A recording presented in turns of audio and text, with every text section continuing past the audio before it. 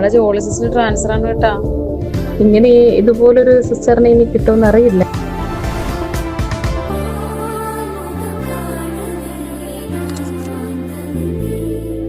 എല്ലാവരോടും നല്ല സ്നേഹമാണ്, ഭയങ്കര എല്ലാവർക്കും നല്ല സപ്പോർട്ടായിരുന്നു. എല്ലാവർക്കും ഭയങ്കര സങ്കടമാണ് പോകുന്നതിൽ.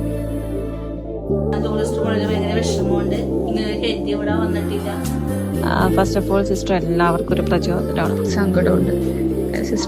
സിസ്റ്റർ ആയിട്ടില്ലായിരുന്നു നമുക്ക്